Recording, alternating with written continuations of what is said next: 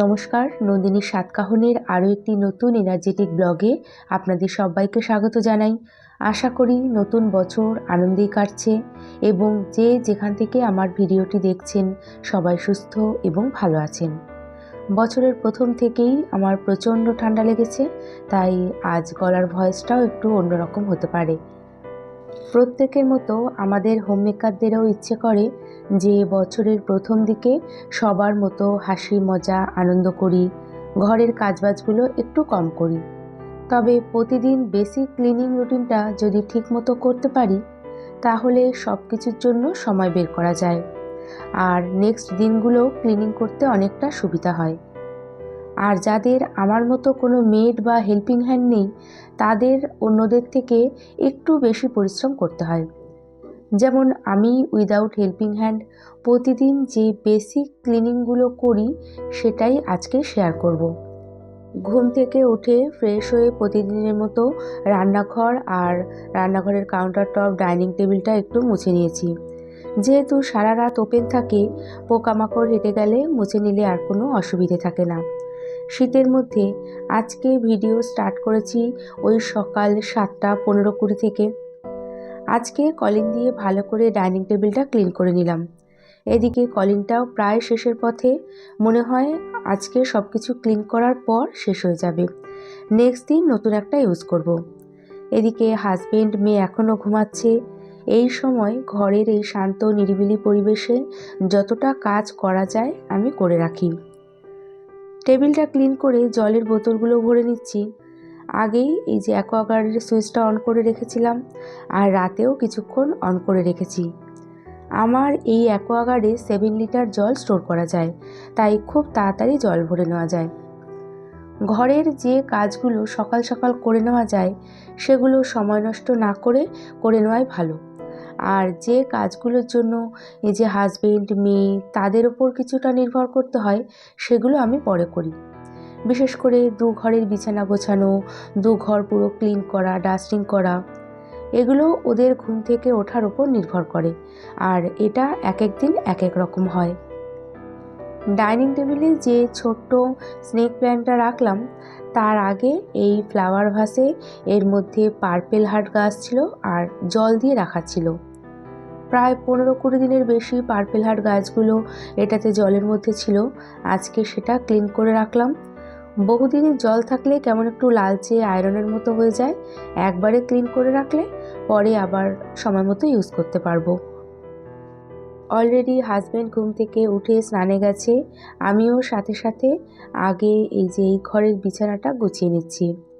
শীতকালে এই ব্ল্যাঙ্কেট কম্বল এগুলোতে বিছানা পুরো জাম থাকে, তাই আমি এগুলো এই যে এই ঘরের ছোট্ট বিছানাটায় সুন্দর করে গুছিয়ে রাখি।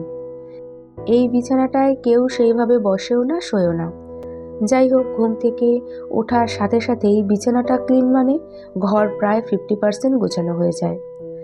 আর আমরা এই বিছানাটায় শুধু কি ঘুমানোর জন্য ইউজ করি, আমরা গল্প করা, চা খাওয়া সব কিছুর জন্যই বিছানা ইউজ করি, সকাল থেকে সেই রাত পর্যন্ত।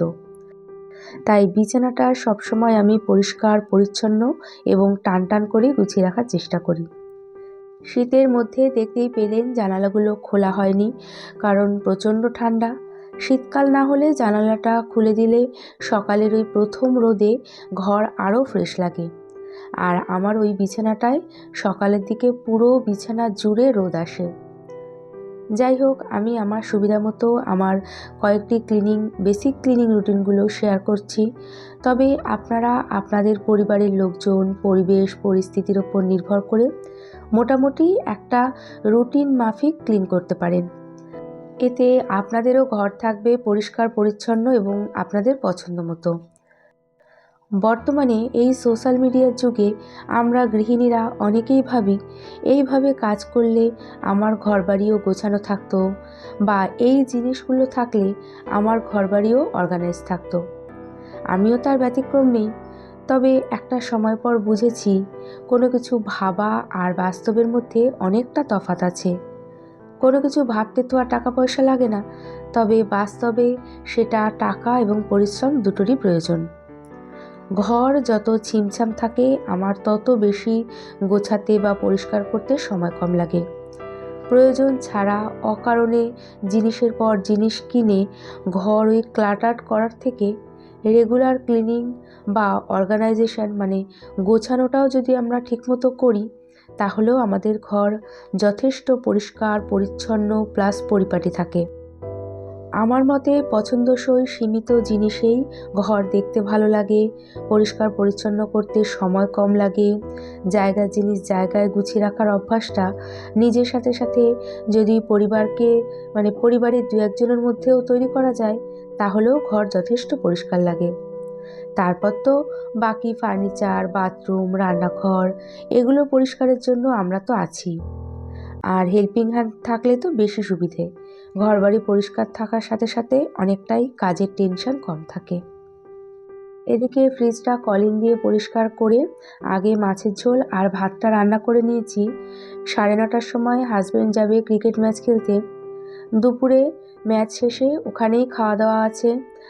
পরে ভেবেছিলাম যে অন্য কিছু রান্না করব, কিন্তু রান্না করতে করতেই ফোনে ফোনে হঠাৎ ঠিক হলো যে আমাদের ফ্ল্যাটের ছাদে আজকে পিকনিক হবে, তাই আর কিছুই রান্না করিনি। মোটামুটি একটু রান্নাঘর পরিষ্কার করে এই যে এক ট্রে ডিম এনেছে, সেটাই এই যে এইরকম কন্টেনারের মধ্যে জায়গা মতো রেখে দেবো। এগুলো সাবধানে রাখছি কারণ 3টে ডিম আবার এর মধ্যে ফাটা আছে।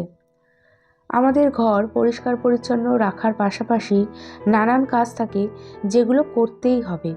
আমারও সেম। এই যে একটা ডিম এখানে টেবিলে রেখে দিলে কীরকম দেখতে লাগে বলুন তো? জায়গা মতো সেট করতে জাস্ট ওই 3 থেকে 4 মিনিট মতো লাগবে। এই রকম ছোট ছোট প্রচুর কাজ থাকে যেগুলো পরে করব বলে রেখে দিলে তাতেই আমাদের ঘর অপরিষ্কার লাগে। যতই রেগুলার বেসিক ক্লিনিংগুলো করি না কেন, যেমন ঘর ঝাড় দেওয়া, মোছা, বিছানা গোছানো, তাও ঘর এতটাই অপরিষ্কার লাগে কি বলবো। যেমন বাসন মাজার পর জল ঝরে গেলে সাথে সাথেই বাসনগুলো মুছে জায়গা মতো রেখে দিই। তারপরে যে কোনো কন্টেনার ইউজ করলে সাথে সাথে জায়গা মতো রাখি। এছাড়াও শীতকালে তো সোয়েটার, জ্যাকেট এগুলো খোলার সাথে সাথেই ভাঁজ করে রাখলে ঘর পরিষ্কার পরিচ্ছন্ন লাগে। একটা ফ্যামিলিতে 3-4 জন মেম্বার মানে দিনে 2-3টে করে সোয়েটার বা জ্যাকেট হলেও অনেকগুলো সোয়েটার জ্যাকেট হয়। হ্যাঙ্গিং করার ব্যবস্থা থাকলে সোয়েটার বা জ্যাকেট যেগুলো হ্যাং করা যায়, হ্যাং করে রাখলে অনেকটা টাইম সেভ হয়। তবে মাঝে মাঝে শরীর অসুস্থ থাকলে বা প্রয়োজনে বাড়িতে না থাকলে সেটা আলাদা কথা। তখন তো ঘরবাড়ি অগোছালো হবেই, আর তখন বেসিক ক্লিনিং রুটিনটাই ঠিকমতো করা হয় না। রেগুলার ঘর ঝাড়মোছ করা, বাসন মাজা এগুলোর জন্য একটা হেল্পিং হ্যান্ড থাকলে পরে তখন শরীর অসুস্থ হলেও বাকি কাজগুলো ঠিকমতো হয়ে যায়। রান্নাবান্নার পর যথেষ্ট সময় থাকে, সেই সময়ের সদ্ব্যবহার করলেই ঘর থাকবে গোছানো এবং পরিষ্কার পরিচ্ছন্ন। যাই হোক, মোটামুটি ঘরের সব কিছু আগেই গোছানো হয়ে গেছিলো।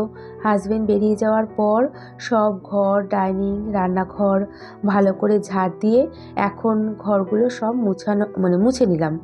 লাস্টেই যে বাইরের করিডোরটাও মুছে নিলাম। আমাদের ঘরের বাইরে করিডোরের যেটুকু ফাঁকা অংশ আছে আমি সেটা মাঝে মাঝেই ক্লিন করে রাখি। এরই সাথে ভিডিওটি দেখতে দেখতে কোথাও এতটুকু ভালো লেগে থাকলে একটা ছোট্ট লাইক করে দিতে ভুলবেন না। আর ভিডিওটি কেমন লাগলো কমেন্টসের মাধ্যমে জানিয়ে চ্যানেলটি সাবস্ক্রাইব করেও রাখতে পারেন। আর কাজগুলো যদি আপনি অলরেডি করে থাকেন তাহলে আপনাকে জানাই অসংখ্য ধন্যবাদ। রেগুলার ক্লিনিং রুটিন বা হাইজিন মেনটেন করার আরেকটা পার্ট হলো এই বেসিন এরিয়াটা ক্লিন করা। আমি বরাবর এটা হারপিক দিয়েই পরিষ্কার করি। জাস্ট একটু হারপিক মাখিয়ে নিয়ে 1 মিনিট মতো ওয়েট করার সাথে সাথেই পুরো ক্লিন হয়ে যায়, পুরো চকচক করে।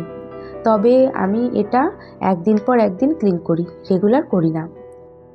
আর এটা প্রতিদিন পরিষ্কার করার পর একটা শুকনো কাপড় দিয়ে ভালো করে মুছে নিই। বেসিক ক্লিন ঠিকমতো করলে সবসময় পরিষ্কার পরিচ্ছন্ন লাগে। তাছাড়া সপ্তাহের, মাসের যে ক্লিনিংগুলো থাকে সেগুলো তো আছেই। তবে শীতে আমার ঘরের ডিপ ক্লিনিংগুলো একটু ব্যাক স্টেপ নিয়ে নেয়।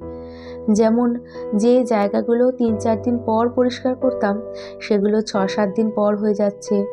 তবে আমার মনে হয় শুধু আমার না, এটা অনেকেরই হয়। আমার এক বন্ধু আমাকে কমেন্টসে জিজ্ঞাসা করেছিল আমি বেসিনের এই পার্টগুলো কিভাবে পরিষ্কার করি, মানে নিচের পোর্শনগুলো।